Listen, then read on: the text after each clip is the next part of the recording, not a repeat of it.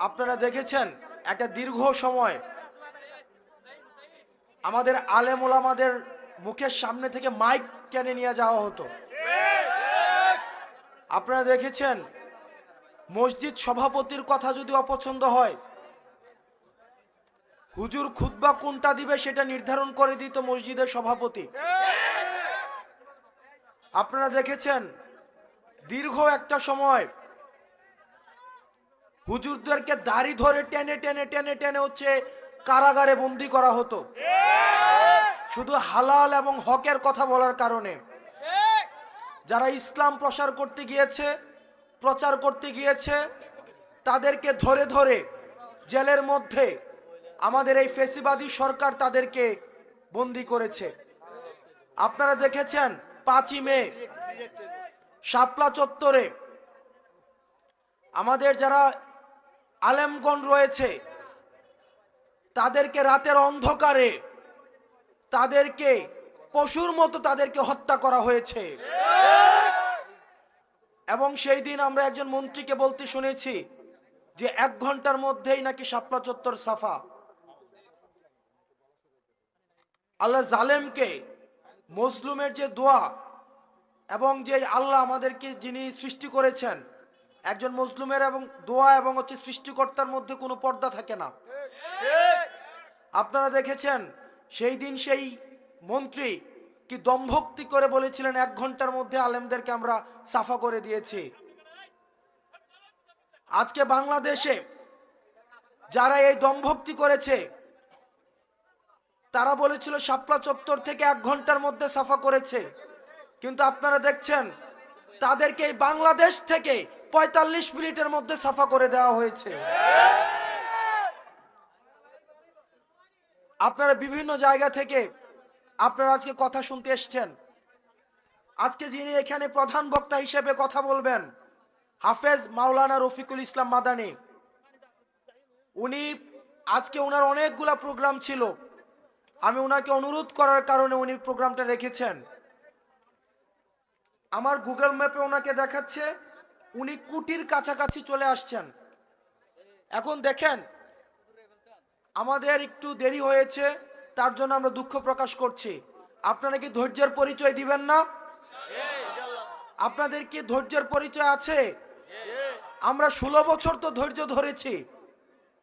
আপনারা দেখেন এই যে রফিকুল ইসলাম মাদানীকে, উনাকে অন্ধকার কারাগারের মধ্যে এই আওয়ামী জাহিলিয়াত সরকার উনাকে নির্যাতন করেছে। উনি দিনের কথা বলায়, হকের কথা বলায়, হালালের কথা বলায়। আজকে আমরা উনার জন্য আপনাদের কাছে অনুরোধ করব, উনি আসা পর্যন্ত উনি আমাদের এখানের মেহমান। উনি যখন আমাদের এলাকায় আসবে আমাদের কিছু দায়বদ্ধতা দায়িত্বশীলতা রয়েছে। আমরা কি উনার প্রতি এই আতিথেয়তা আমরা দেখাবো না?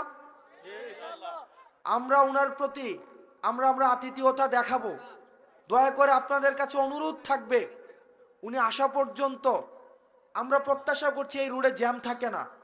এই রোডে যেহেতু জ্যাম থাকে না, আমরা আশা করছি 8টা 19 মাত্র বাজে, এখন তো মানুষ 12টা 1টা 2টা পর্যন্ত হচ্ছে মোবাইল চালায়। 8টা 19 বাজে, উনি আসা পর্যন্ত আমাদের অন্যান্য যেই আলেমরা রয়েছে আমরা তাদের কথা শুনি, আমলের উদ্দেশ্যে শুনি, এবং উনি আশা করে আমরা 1 ঘন্টার মধ্যে উনি পৌঁছে যাবেন। উনি আসা পর্যন্ত আপনারা কেউ যাবেন না। আপনারা যতক্ষণ কথা শুনবেন আমলের উদ্দেশ্যে আমরা শুনি, যাতে করে যা আমরা আজকে নিয়ে যাব শুনে সেটা যেন আমরা চর্চা করতে পারি। আল্লাহ আমাদের সবাইকে আমাদেরকে কবুল করে নিক এবং উনি আসা পর্যন্ত আমরা অপেক্ষা করি। আসসালামু আলাইকুম রহমতুল্লাহ। হ্যাঁ আমার বলি আলহামদুলিল্লাহ। আপনাদের কলিজা ঠান্ডা হয়েছে, আরো কলিজা ঠান্ডা হবে আমাদের ভাই মজলুম আলেম আল্লামা রফিকুল ইসলাম মাদানী হাফিজাহুল্লাহ, উনি আসতেছেন। সে পর্যন্ত আপনারা ধৈর্য ধারণ করবেন ইনশাআল্লাহ। ভাইরা আমার, যে কথা বলছিলাম, মানবতা শিক্ষা দিয়েছেন 1500 বছর আগে আল্লাহর কোরআন, ঠিক কিনা বলেন ভাইরা আমার? আজকে মানবতার ফেরিওয়ালা বলা হয় আমেরিকাকে। আপনি একটু তাকায়া দেখেন, এই কাশ্মীরের মুসলমান 47 বছর ধরে রক্ত দিচ্ছে, জাতিসংঘের কোনো ডিফেন্স নাই, কোনো ফোর্স নাই।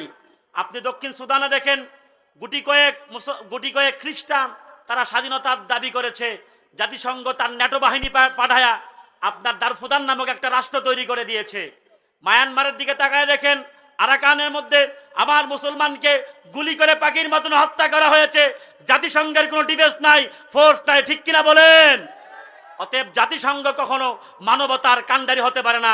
মানবতার কাণ্ডারি হচ্ছেন আল্লাহর কোরআন এবং ১৫০০ বছর আগে মুহাম্মদুর রাসূলুল্লাহ সাল্লাল্লাহু আলাইহি সাল্লাম, ঠিক কিনা বলেন? সহিহ আল বুখারীর মধ্যে আসছে, আল্লাহর হাবিব সাল্লাল্লাহু আলাইহি সাল্লাম একদিন বসা, কুরাইশ বংশের সম্ভ্রান্ত মহিলা চুরি করলো, রাসূলুল্লাহ রায় দিলেন তার হাত কাটতে হবে। কি করতে হবে? তার হাত কাটতে হবে। সাহাবায়ে কেরাম চিন্তা করলেন, কুরাইশ বংশ সম্ভ্রান্ত বংশ, যদি এই কুরাইশ বংশের মহিলার হাত কাটা হয় গোটা খানদানের ইজ্জত নষ্ট হয়ে যাবে। আমরা হলে চিন্তা করতাম যে বিএনপির দুই একটা চোরের হাত কাটলে বিএনপির ইজ্জত নষ্ট হবে। আওয়ামী লীগের লোকেরা চিন্তা করবে আওয়ামী দুই একটা চোরের হাত কাটলে আওয়ামী লীগের ইজ্জত নষ্ট হবে। জাতীয় পার্টি চিন্তা করবে তাদের দলের দুই একটা চোরের হাত কাটলে তাদের দলের বদনাম হবে।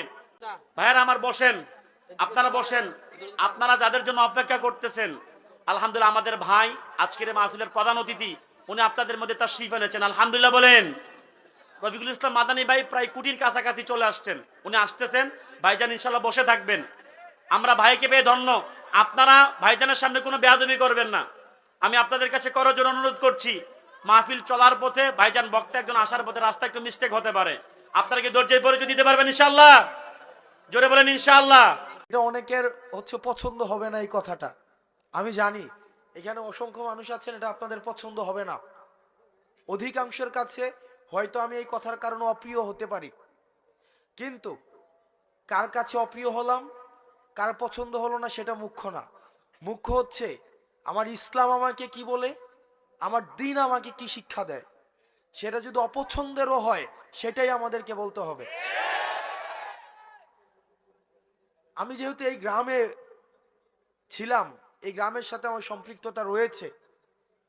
এই গ্রামে এক ধরনের অর্থনৈতিক বিনিময় প্রচলিত রয়েছে, যেটাকে আপনারা নাম দেন পত্তন। এটাকে আপনারা যে নামেই ডাকেন না কেন, এটা সরাসরি সুদ। আমার পরিবার সহ আশেপাশে অনেকে আছে এই ধরনের বিষয়ের সাথে সম্পৃক্ত ছিল, কিন্তু আমরা যখন বুঝেছি, আমরা যখন পড়াশোনা করে জেনেছি, আমরা যখন আলেমদের থেকে পরামর্শ নিয়েছি, বিশ্বাস করেন যেই দিন থেকে আমরা এই পথ থেকে ফিরে এসেছি, বরং সচ্ছলতা আরো বেশি প্রশস্ত হয়েছে। কসম করে বলছি, আপনারা জানেন আমার বাবার অর্থনৈতিক অবস্থা, আমার দাদাদের অর্থনৈতিক অবস্থা। যেই দিন থেকে এই জায়গা থেকে আমরা ফিরে এসেছি, আমাদের অর্থনৈতিক যে সচ্ছলতা, আমাদের নিয়ামত সৃষ্টিকর্তা আমাদেরকে যেভাবে দিচ্ছেন, আমরা প্রতিনিয়ত আল্লাহর কাছে অকৃত্রিম কৃতজ্ঞতা প্রকাশ করি। আপনাদের কাছে অনুরোধ থাকবে, এই যে আমরা দেখি টাকা থেকে টাকা বৃদ্ধি পায়, এটা অসংখ্য পরিবারকে নিঃস্ব করে দেয়।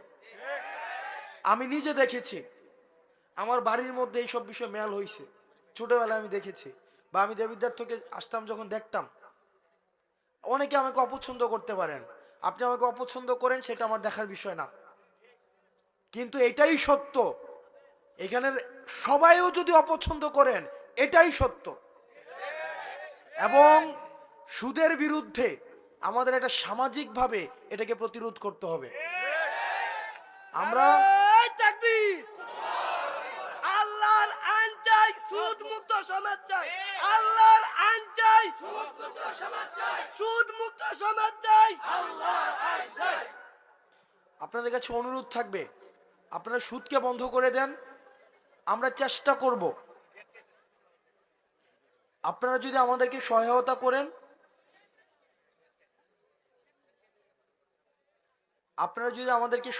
করেন, আমরা আমার জায়গা থেকে চেষ্টা করব সামাজিক যেই ঋণকে সহজলভ্য করা, সামাজিক ঋণ প্রদানকে সহজলভ্য করা। আপনাদের কাছে মনে হতে পারে যে এটা তো একটা মাহফিল, ইসলাম তো পূর্ণাঙ্গ দিন ব্যবস্থা। ইসলাম আমার দুনিয়া নিয়েও কথা বলে, দুনিয়া পরবর্তী বিষয় নিয়েও কথা বলে। আমাদের দুইটারই সমন্বয় ঘটাতে হবে।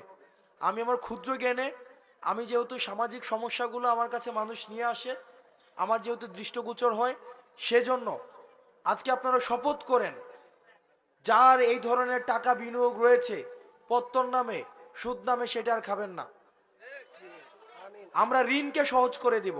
আমিও বুঝতেছি যে আপনারা অনেক বেশি অনেকক্ষণ ধরে অপেক্ষা করছেন, যে আপনাদের যার বক্তব্য শোনার জন্য আসছেন রফিকুল ইসলাম মাদানী সাহেব, উনি এই যে আপনাদের পিছনের বিল্ডিংটায় আছেন, মানে এই যে আপনার পিছনের বিল্ডিংটা, একটা মানুষ 8 ঘন্টা জার্নি করে আসছেন, 8 ঘন্টা, তো ওনার কিছু জরুরাত হইতে পারে, তো উনি আবার বক্তব্য দিবেন। উনি 3.5 ঘন্টা কথা বলেছেন, 3.5 ঘন্টা, যেটা আসলে আল্লাহ ওনাকে রহমত এবং বরকত দিন। এই যে মসজিদটা আমাদের, যেটা 4 বছর হয়েছে মসজিদটা, এই মসজিদে গত 2 দিন আগে আমাদের এই উপজেলার জন্য 5 কোটি টাকা বিশেষ বরাদ্দ দেওয়া হয়েছে। তো ইউনু মহোদয়ের সাথে কথা বলে, এবং দেবিদ্বার উন্নয়ন ফোরাম নামে আমাদের একটা সংগঠন রয়েছে, আমরা এই দুইটার সমন্বয়ে বাকি যে কাজটা রয়েছে এই বিষয়টা সুসম্পন্ন করার ক্ষেত্রে আমি আমার জায়গা থেকে সর্বোচ্চ সহযোগিতা করব। বাকি যে কাজটা রয়েছে আমরা প্রত্যাশা করি খুব দ্রুততম সময়ের মধ্যে ইনশাআল্লাহ আমরা এই কাজটাকে শেষ করতে পারবো। আর আপনারা এখানে যারা আছেন অধিকাংশ মানুষ হচ্ছেন আমাদের আশেপাশের গ্রামের, কেউ হচ্ছেন আমার বাবার বয়সের, কেউ আমার বাবার সাথে চলাফেরা করেছেন, আমাদের চাচাদের সাথে চলাফেরা করেছেন, কেউ আমার দাদার বয়সের, আসছি আজকে অনেকে আমার দাদার কথা বলছিলেন। এই গ্রামের সবাই আত্মীয়, কোনো না কোনোভাবে সবাই আত্মীয়। রফিকুল ইসলাম মাদানী সাহেব উনি আসছেন। আমি আপনাদের কাছে 2টা জিনিস অনুরোধ করব আপনাদের কাছে। 1 নম্বর বিষয় হচ্ছে, আমি যেহেতু এখানে আমার জন্ম এই গ্রামে, আমি এই গ্রামে মাঝে মাঝে, যদিও আমি দেবিদ্বারে বড় হয়েছি, ক্লাস 2তে আমি বাসায় দেবিদ্বারে চলে যাই, কিন্তু দুঃখজনক বিষয় একটা এই গ্রাম সম্পর্কে বা আশেপাশের গ্রাম সম্পর্কে, সেটা হচ্ছে যে আমরা পড়াশোনার ক্ষেত্রে আমরা এই গ্রামের মানুষ বা আশেপাশে কয়েকটা মানুষ অনেক বেশি পিছিয়ে আছে, অনেক বেশি। সেটা হতে পারে কয়েকটা কারণে। 1 নম্বর কারণ হচ্ছে যে এই এলাকা থেকে বিদেশে যাওয়ার সহজলভ্যতাটা অনেক বেশি। এটা ইতিবাচক যে মানুষ কর্মসংস্থানের জন্য মধ্যপ্রাচ্যে যাচ্ছে, আমার বাবা গিয়েছেন, এবং এখানে যারা আছেন আমাদের এই যে আমরা অর্থনৈতিকভাবে তুলনামূলকভাবে অন্যান্য এলাকা থেকে আমরা স্বাবলম্বী, এটা ঠিক, কিন্তু শিক্ষার ক্ষেত্রে আমরা অনেক বেশি পিছিয়ে আছি। আমি কিছুদিন আগে শুনেছি যে আমার যে স্কুলটা রয়েছে হাই স্কুল, সেখানে পাশের হার এটা অপ্রত্যাশিতভাবে কম। সারা বাংলাদেশে যেখানে এখন শিক্ষাক্ষেত্রে মান অনেক উঁচু, সেখানে পাশের হার অনেক বেশি কম। আমাদের গোপালনগরে আরেকটা মাদ্রাসা আছে, সেখানেও অপ্রত্যাশিতভাবে পড়াশোনার মান খুব বেশি উন্নত নয়। তো আমাদেরকে দিনী শিক্ষা এবং প্রচলিত যে শিক্ষা ব্যবস্থা রয়েছে, এই দুইটার মধ্য দিয়ে আমাদের নিজেদেরকে নাগরিক হিসাবে তুলে ধরতে হবে।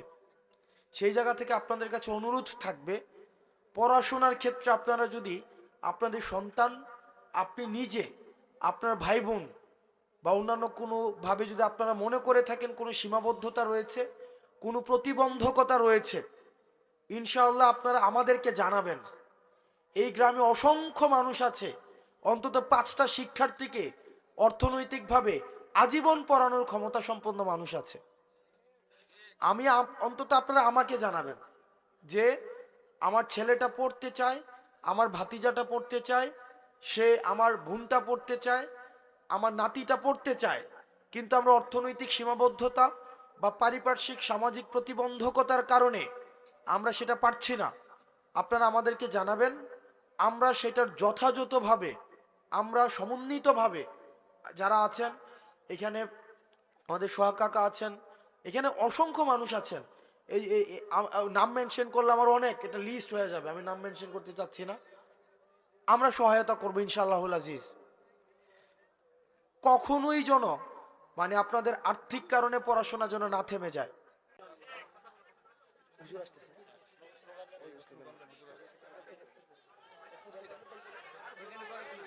হুজুর আসতেছে, আপনারা প্রধান বক্তা আগমন, রফিকুল ইসলাম মাদানী সাহেবের আগমন। আজকে একটা খুশির সংবাদ আছে, ভারতের জন্য বড় ভয়াবহ দুঃসংবাদ এটা। আমার নেত্রকোনার কৃতি সন্তান Lutfuzzaman Babar, we are looking for শত্রুস, বের হয়ে গেছে। নেত্রকোনার লৌহ মানব, সাহস আছে, 10 ট্রাক আর 20 ট্রাক লাগে আমরা আনবো ইনশাআল্লাহ। ভারতকে শায়েস্তা করবার জন্য হিন্দুত্ববাদীরা বাংলাদেশ দখল করবে। অপ্রিয় মুসলিম উম্মাহ, মুসলিম উম্মার যুবকেরা, তোমাদেরকে বলি, এটা আমাদের প্রাণের দাবি তোমাদের প্রতি। যদি বাংলাদেশকে দখল করা তো দূরের কথা, হিন্দুত্ববাদীদের চোখ যদি এদেশের ভূখণ্ডের উপর পড়ে, হিন্দুত্ববাদীদের বিরুদ্ধে দাঁত ভাঙা জবাব দেওয়ার জন্য তৈরি আছে তো ইনশাআল্লাহ? তৈরি আছে তো ইনশাআল্লাহ?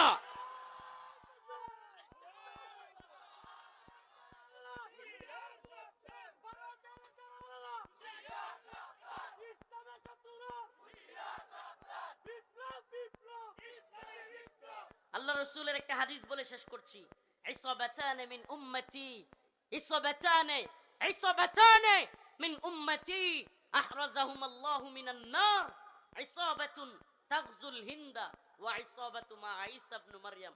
সুবহানাল্লাহি ওয়া বিহামদিহি। আল্লাহ রাসূল বলেছেন, এটা অস্বীকার করবার সুযোগ নাই। কেন নাই? কারণ এমন এক ব্যক্তি বলেছেন যার 2 ঠোঁটের মাঝখান দিয়া জীবনে কোনোদিন মিথ্যা বের হয় নাই।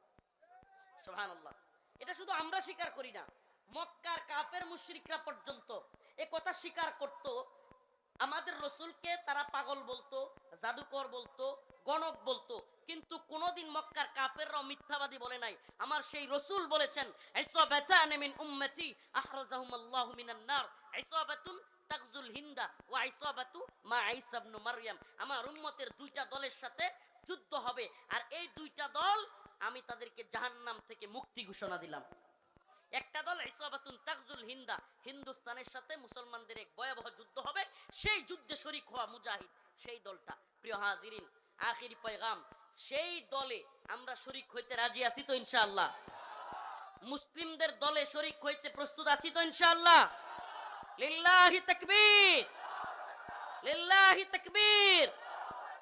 এই দিল্লি না ঢাকা, দিল্লি না ঢাকা, আপোষ না সংগ্রাম, দালালি না রাজপথ, গোলামি না আজাদি, গোলামি না আজাদি। নাসরুম মিনাল্লাহ ওয়া ফাতহুন করিব। আখিরি পয়গাম, আমাদের এই বিপ্লব আসলো, 70 থেকে 80 জন মাদ্রাসার ছাত্র জীবন দিল, কত তালিবুল ইলম জীবন দিল। যেহেতু ভাই পাশে, এই কথাটা শুধু বলে শেষ করি। আমরা এখন দেখতেছি প্রথম আলো সহ হিন্দুত্ববাদীদের দালাল কিছু মিডিয়া আলেমদের, ছাত্রদের, মাদ্রাসার ইসলামপন্থীদের এই যে এত বড় ত্যাগ, এটাকে অস্বীকার করতেছে এরা।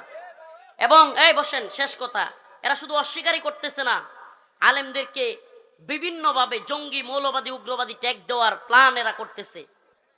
আমি আপনাদের মাধ্যমে, আমার প্রিয় ভাইয়ের মাধ্যমে আমি জানাতে চাই, এদেশে ইসলামপন্থীরা যে ত্যাগ হাসিনার সময় স্বীকার করেছে, হাসিনার সবচেয়ে বেশি রুশানলে পড়েছে দেশের আলেম ওলামারা। আমি নিজে ব্যক্তিগতভাবে, আমি আমার কথা বলি, আল্লাহ মাফ করুক, আমার ব্যক্তিগত জাহির করার জন্য এইগুলো বলতেছি না, কিন্তু আমি আমার কথা বলি। প্রায় 32 মাস জেল কাটছি, 32 মাস, প্রায় 3 বছর, 26 দিনের মতো রিমান্ডে ছিলাম। আমার উপর দিয়া সকল আলেমদের, প্রথমে তো আমাকে ধরছে, এমন কোনো নির্যাতন নাই যেটা করে নাই। নির্যাতনের স্টিম রোলার বড় লম্বা, তারপরও বের হইয়া চুপ থাকি নাই কখনো। ভাইরা যখন ডাক দিছে, ওনারা হয়তো দেখছে কিনা ভিডিওতে, আমি সর্বপ্রথম এমন এক ছেলে যে কিনা লাইভে আইসা আলেমদেরকে, মাদ্রাসা ছাত্রদেরকে ডাক দিয়া বলছি সবাই বের হয়ে আসো। এখন শাহাদাতের সময় ডাকাতে বাড়ি থেকে ঢাকার দিকে আসার পথে ছাত্রলীগের হামলা শিকার হয়েছি। যেখানে হামলা শিকার হয়েছি ওখানেই ছাত্রদেরকে নিয়ে ওদেরকেও হামলা করছি। থাইমা থাকি নাই।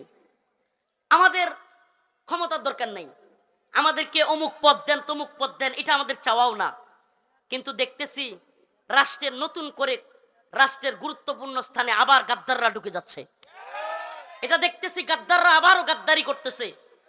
আমাদের পদের দরকার নাই, আমরা পদ এই তন্ত্রমন্ত্রের পদ চাই না। কিন্তু যদি ক্ষমতা লোভী হইয়া আবারও কেউ ভারতের গোলামি কিংবা আমেরিকার গোলামি করবার চিন্তা করে, গোলামদেরকে লাঠি দিয়ে নামাইতে পারি আমরা। আব্দুল হামিদ খান বাসানি উনি বলেছিলেন, পিন্ডি ছেড়েছি দিল্লির গোলামির জন্য না। আমরা তো বলি পিন্ডি ছেড়েছি, দিল্লি ছেড়েছি ওয়াশিংটনের গোলামির জন্য না। আমরা আল্লাহর গোলামিতে বিশ্বাসী। নতুন করে কেউ আমাদের সাথে গাদ্দারি করবে, মুনাফিকি করবে, এদেশে ইসলামপন্থীদের অবদানকে অস্বীকার করবে, আমরা চুপ থাকবো না, আমরা চুপ থাকবো না। অতএব আপনাদের প্রতি আমাদের বিনীত অনুরোধ থাকবে, এদেশে ইসলামপন্থীরা আপনাদেরকে ভালোবাসে। বলেন না, বন্যায় দুর্যোগে দুর্বিপাকে সবার আগে কারা আপনাদের পাশে দাঁড়ায়? সত্যি বলবেন। এ আলেমরা পাশে দাঁড়ায়। সারা দেশে আলেমরা মানুষের ঘরে ঘরে ত্রাণ, ঘরে ঘরে টাকা পয়সা পৌঁছায় দেয়। খায়া না খায়া এই কাজগুলো করে যায় আলেমরা। আলেম সমাজকে ভুল বুঝবেন না। আলেমদের সবাই ভালো এটাও বলছি না, সবাই খারাপ তাও তো না। কিন্তু আলেমবিহীন সমাজ কখনোই কল্পনাও করা যায় না। আলেমবিহীন সমাজ যেন ইসলামবিহীন সমাজ। কেননা আলেমদের ছাড়া আপনি মাসআলা মাসাইল ফতোয়া কার থেকে নিবেন? অতএব আলেমদের প্রতি বিদ্বেষ তৈরি করা, আলেমদেরকে জঙ্গি মৌলবাদী ট্যাগ দেয়া, এটা একটা ভারতীয় চক্রান্ত, এটা আমেরিকান চক্রান্ত। এই চক্রান্ত থেকে আল্লাহ আমাদেরকে হেফাজত করুক, বলেন আমিন। এবং সর্বশেষ কথা, বিপ্লব ধরে রাখা, বিপ্লব করার চাইতে আরো কঠিন। এই বিপ্লবকে ধরে রাখবার জন্য আমাদেরকে ঐক্যবদ্ধ থাকতে হবে স্বতঃস্ফূর্তভাবে। আমাদেরকে ওই বিপ্লবের যারা অগ্রনায়ক তাদেরকে সাপোর্ট করতে হবে। আল্লাহ পাক আমাদের সবাইকে ইসলামিক বিপ্লবের জন্য কবুল করুক, বলেন আমিন। কোরআনের বিপ্লবের জন্য কবুল করুক, বলেন আমিন। সুবহানাকাল্লাহুম্মা ওয়া বিহামদিক আশহাদু আল্লা ইলাহা ইল্লা আনতা আস্তাগফিরুকা ওয়া আতুবু ইলাইক। সকলের কাছে দোয়া চেয়ে আমি বিদায় নিচ্ছি। দোয়া করে দিন। আলহামদুলিল্লাহি রাব্বিল আলামিন আর রহমানির রহিম মালিক ইয়াউমিদ্দিন ইয়্যাকা না'বুদু ওয়া ইয়্যাকা নাস্তাঈন আল্লাহুম্মা আরযুকনা শাহাদাতান ফি সাবিলিক আল্লাহুম্মা আরযুকনা শাহাদাতান ফি সাবিলিক। আয় আল্লাহ পাক পরওয়ারদিগারে আলম, আমাদের জীবনের জিন্দেগানের সমস্ত গুনাহ খাতা মাফ করিয়া দেন। আয় রব্বুল আলামিন মাওলাই করিম আল্লাহ, আপনি আমাদের আজকের এই প্রোগ্রামকে কবুল আর মঞ্জুর করেন। রব্বুল আলামিন, ফিলিস্তিনে যুদ্ধবিরতি হয়েছে আল্লাহ, আয় আল্লাহ ফিলিস্তিনের মুসলমানদেরকে হেফাজত করেন আল্লাহ। আয় আল্লাহ কাশ্মীর, আরাকান, উইগুর, আল্লাহ মায়ানমার, মালি, সোমালিয়া, ইয়েমেন সহ সিরিয়া, লিবিয়া সহ সমস্ত ভূখণ্ডের মুসলমানদেরকে হেফাজত করেন। রব্বুল আলামিন আল্লাহ আমাদেরকে দ্বীনের জন্য কবুল আর মঞ্জুর করে নেন। আল্লাহ আমাদেরকে দ্বীনের পথে শহীদ হিসেবে কবুল করেন। আয় আল্লাহ আমাদেরকে নামাজি বানায়া দেন, দিনদার পরহেজগার মুত্তাকি বানায়া দেন। আয় আল্লাহ আমাদের যাদের বাবা নাই মা নাই তাদের বাবা মার কবরকে জান্নাতের বাগান বানায়া দেন। রব্বুল আলামিন আল্লাহ আমাদের গুনাহগুলিকে মাফ করে দেন। রব্বুল আলামিন আল্লাহ, আল্লাহ জুলাই বিপ্লবে যারা শহীদ হয়েছে তাদের শাহাদাতকে কবুল আর মঞ্জুর করেন। আল্লাহ আমার ভাই সাইফুল ইসলাম আলিফ, আল্লাহ হিন্দুত্ববাদী ইসকনের আঘাতে আল্লাহ শহীদ হয়েছে, আল্লাহ তার শাহাদাতকে কবুল আর মঞ্জুর করেন। আল্লাহ আমাদের ভাই, আল্লাহ যত ভাইরা দ্বীনের জন্য দেশের জন্য আন্দোলনে গিয়ে শহীদ হয়েছে আল্লাহ সবাইকে আপনি মাফ করে দেন আল্লাহ। রব্বুল আলামিন আল্লাহ আমাদের মধ্যে যাদের বাবা নাই যাদের মা নাই তাদের কবরকে জান্নাতের বাগান বানায়া দেন। সুবহান রাব্বিকা রব্বিল ইজ্জাতি আম্মা ইয়াসিফুন ওয়া সালামুন আলাল মুরসালিন আলহামদুলিল্লাহি রাব্বিল আলামিন।